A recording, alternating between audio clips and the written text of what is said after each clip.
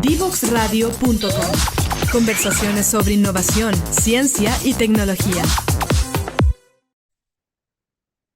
Ya estamos de vuelta en este pasaporte digital, que espero que sea el más caluroso del año y que no tengamos más temperaturas, que siento que me estoy derritiendo. Y si me escuchas en invierno, ¿cierto? Recuerda que todos nuestros capítulos están en las plataformas de YouTube, Spotify, SoundCloud y que puedes ver todas nuestras novedades a través de Facebook, Instagram, X y LinkedIn, que ustedes ya saben que es mi favorita. Antes de que se me derrita mi querido Pablo Aguirre, vamos a retomar, ¿cierto? Si te vienes recién sumando, estamos hablando, ¿cierto?, de la analítica de datos y cómo aporta en la gestión medioambiental. Por eso hoy nos está acompañando Pablo Aguirre, quien es el jefe de la sección de inteligencia medioambiental, y ya hicimos la introducción al tema, por lo cual ahora el micrófono va a ser todo tuyo, Pablo, para que nos puedas contar la parte del desarrollo. ¿Cuáles son los datos, las fuentes de datos más utilizadas? ¿Cuáles son las más viables? ¿Cuáles son las que, si es que se puede, no recomiendas? ¿Cierto? Como, porque también ya sabemos que la superintendencia es un conjunto de buenas prácticas que va fiscalizando en pro de que todo se vaya cumpliendo, porque obviamente esto es una iniciativa a nivel global. Pablo, cuéntanos un poco desde tu rol, ¿qué estás viendo de todo esto? ¿Cuáles son los perfiles que se están necesitando? ¿Qué tipos de profesionales son los que se pueden acercar? Porque ya sabemos de tu lado que tú eres ingeniero agrónomo, pero por ejemplo de la vereda de alguien que haga un diseño de producto, que tal vez no venga del área medioambiental y se quiera involucrar. Cuéntanos un poco cómo se está forjando y las posibilidades que hay. Bueno, te respondo esto último primero, en el fondo de qué debiese hacer o alguien que esté buscando trabajar en esta intersección. Primero que todo, yo creo que uno puede venir de los distintos lados, o uno puede venir quizás de un perfil más de recursos naturales, quizás de medio ambiente, y a partir de ya sea cursos, especializaciones o bien autodidacta, sabemos que hay muchos cursos hoy día disponible, mucho gratis también para aprender las herramientas, profundizar en temas de estadístico y análisis de datos, en el fondo programación. Sí o sí, para meterse en este mundo hay que saber, en el fondo, estar expuesto, haberse expuesto al menos a lenguajes de programación. Y ahí, en el fondo, muchos hablan de Python y R, que son como los típicos, Python un poco más que R para analítica de datos. Yo te diría sí, pero en todas las instituciones con las que he trabajado, o bien también en conversaciones con personas que trabajan en este ámbito, algo que tienes que saber todo es SQL, ¿ya? En el fondo manejo de base de datos, lenguaje de consulta. ¿Ya? Entonces, y eso a veces pasa medio colado, como que no se habla mucho en los cursos, no se habla mucho en los diplomados estos que existen, pero digamos que ese tipo de lenguaje de bases de datos es clave, porque con esos lenguajes vamos a obtener la información para poder luego usar en estos otros lenguajes de analítica, de hacer modelos, automatizaciones, etcétera.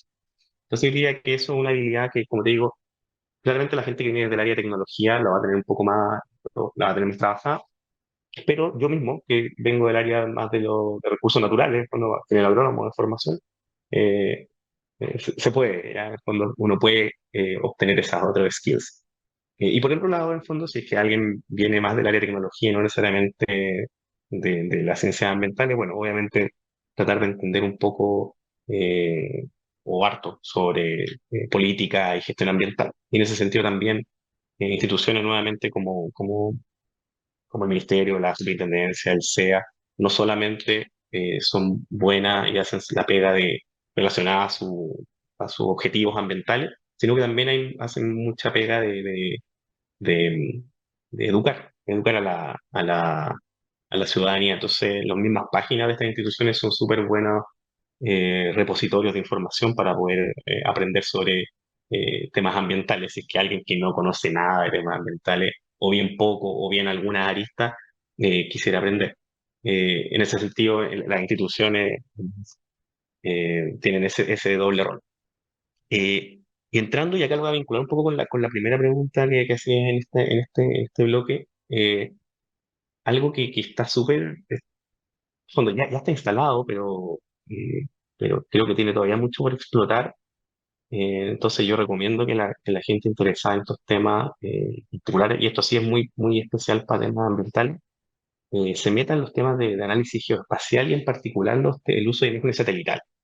¿Ya? En el fondo, las imágenes satelitales, voy a decir, no sé, hace 10 años, acá para explicar, literal, en el fondo, existen satélites que obviamente están dando vuelta al planeta, sacando fotos, ¿ya? O en algunos casos fotos, en otros casos tirando algún tipo de señal que se traduce en una imagen. Esa información hay mucha que es disponible de forma gratuita.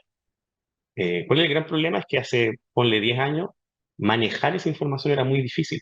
Los computadores, los algoritmos, no eran, era muy costoso procesar esa imagen. Pero al menos desde hace unos, no sé, 5 años y exponencialmente hasta ahora, con herramientas como Google Earth Engine, que literal te disponibiliza todo su poder de cómputo, el poder de Google, por así decirlo, para procesar imágenes, ha permitido que las aplicaciones y el potencial del uso de esa herramienta se visualice y se palpe cada vez más. Entonces, diría que ese es un skill súper, súper interesante y que creo que todavía tiene mucho potencial y al mismo tiempo, entonces, por un lado, es un skill súper útil y por otro lado, es una fuente de información que al menos la superintendencia también la está usando.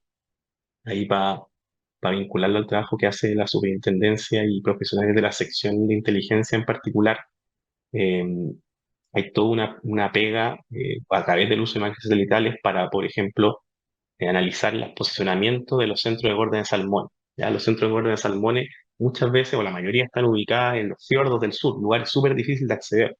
Entonces, la superintendencia tiene toda una estrategia de fiscalización a través de estas imágenes satelitales donde, para ponerlo simple, se sacan fotos de todo el sur, por así decirlo, y luego eso tú lo puedes contrastar con los permisos ambientales, si uno quiere decirlo, con las concesiones que tienen estos centros de engorda, y ver cuál es la ubicación que debiesen tener y cuál es la ubicación que realmente tienen cuando tú pasas por arriba con el satélite. Y eso, en el fondo, sentado desde el computador. Entonces, para eso no es necesario ir y sentarse y medir, en el fondo, dónde está ubicado esta jaula, sino que uno lo hace con imágenes satelitales. Y eso es una opción que la superintendencia ya lleva haciendo un par de años, nuevamente a partir de esta disponibilidad que hay hoy día tanto de información, las imágenes, y de la capacidad de cómputo. Ya, entonces ahí te hablé un poco de todo, que es un skill necesario e información súper valiosa, y bueno, son acciones que hoy día instituciones públicas como la superintendencia están aplicando.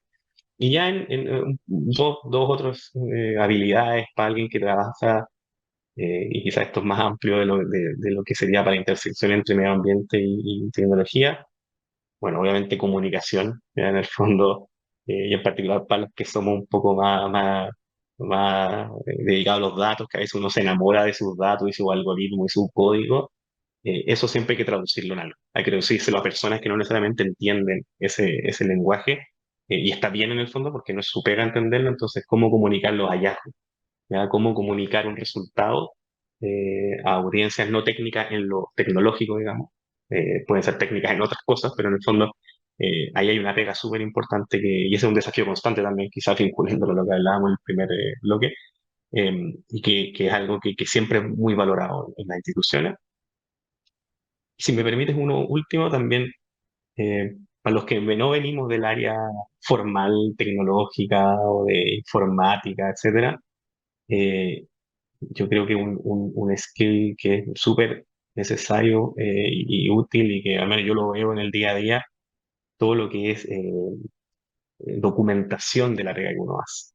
Cuando uno trabaja con código, no es solo que el código funcione o, bueno, o saque lo que uno quiere, sino que cómo ese código no depende de mí, ¿ya? Sino que ese código dependa, o sea, sea un activo de la institución y por ende, si yo el día de mañana no estoy, que eso se autoexplique.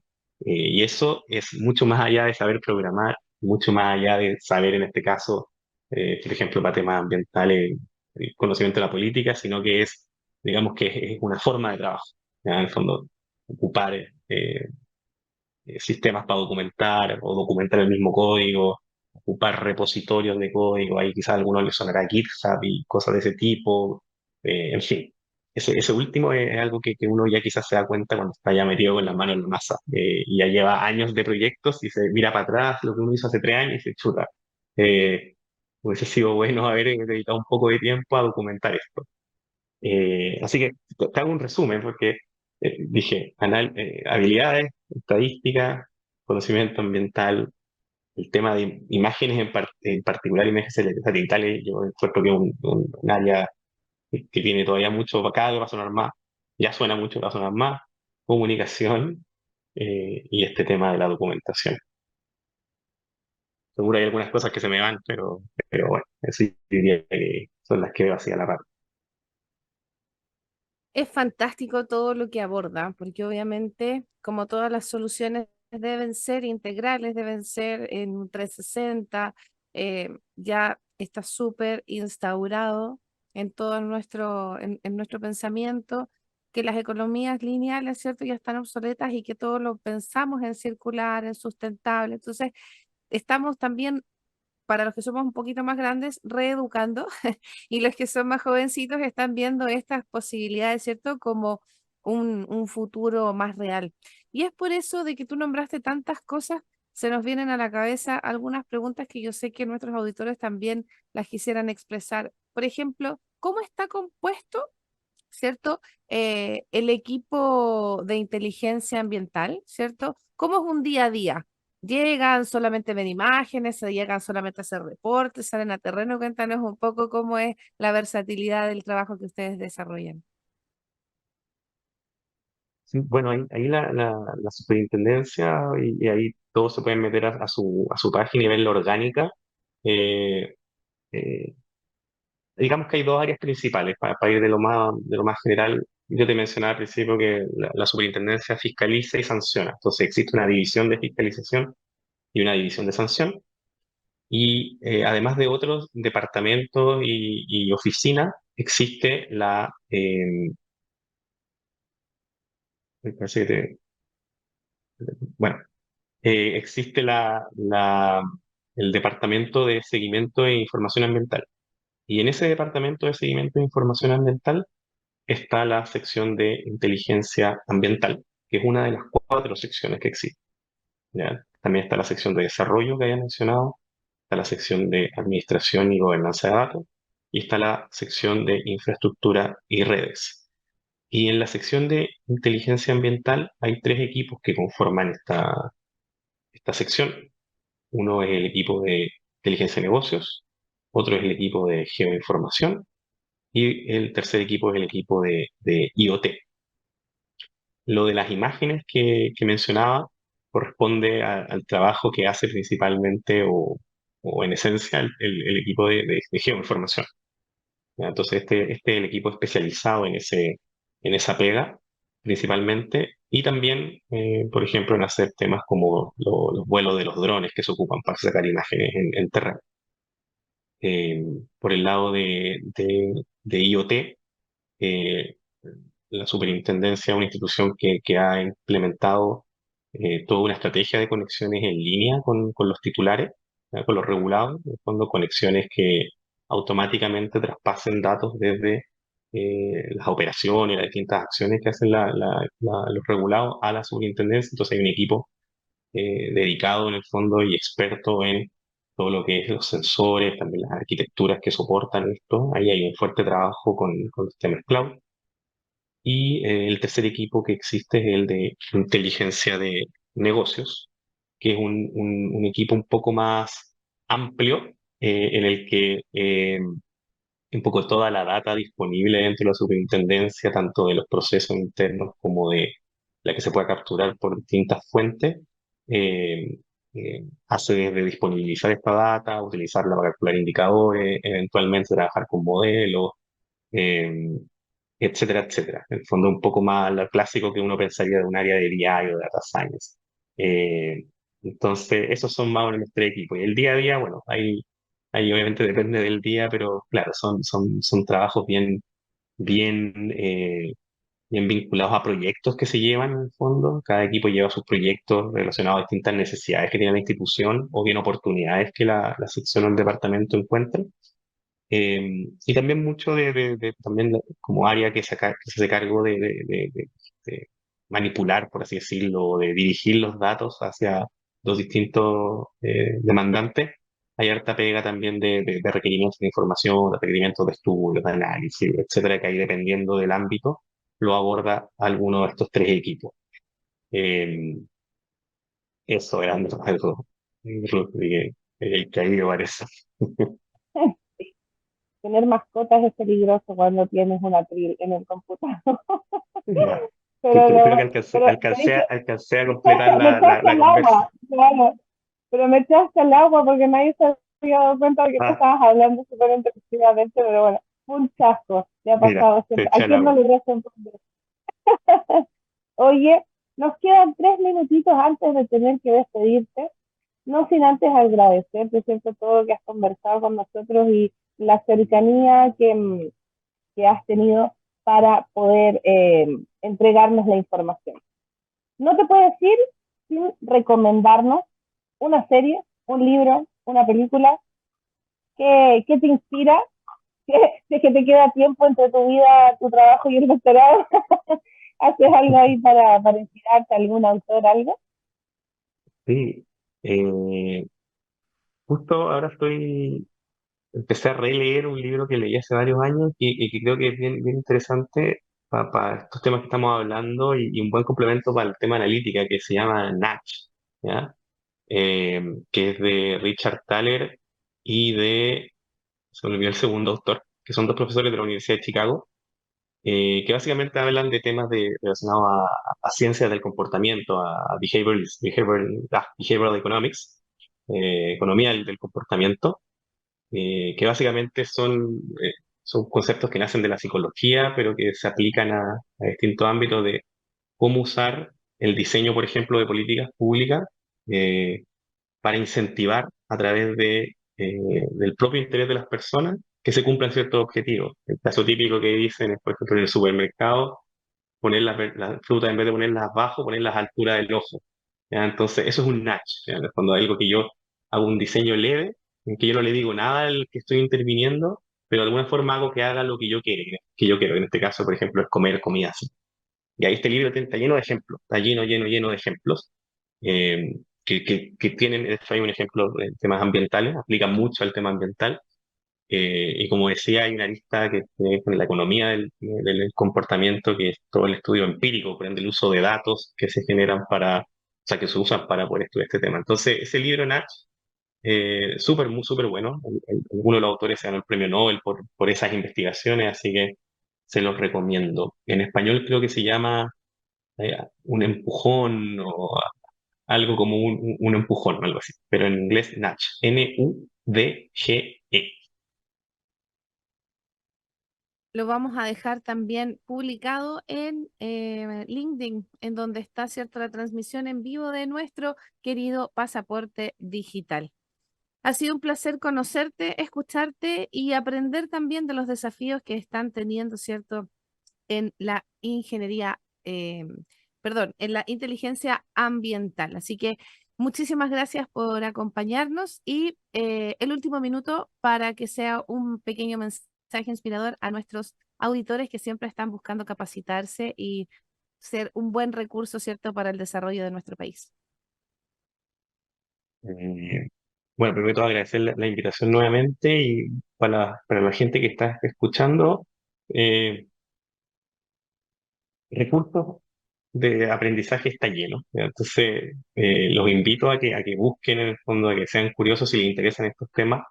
Eh, eh, en el fondo hay mucho todavía potencial y cosas por hacer, hay muchas oportunidades, entonces los invito a ser bien curiosos con los temas de analítica y de medio ambiente. En esa intersección hay muchas oportunidades. Eh, Así que nada, en el fondo es una invitación a capacitarse, a aprender, a probar, a equivocarse, y eso eventualmente los va a llevar a ese espacio donde van a poder aportar. Así que nada, nuevamente agradecer la invitación y un gusto de haber conversado contigo. Muchísimas gracias. Hoy estuvimos hablando entonces con Pablo Aguirre Horman, jefe de la sección de inteligencia ambiental de la Superintendencia de Medio Ambiente. Y tú no te vayas porque nos queda la última parte de esta cápsula llamada Pasaporte Digital. Ya volvemos. Divoxradio.com. Conversaciones de valor.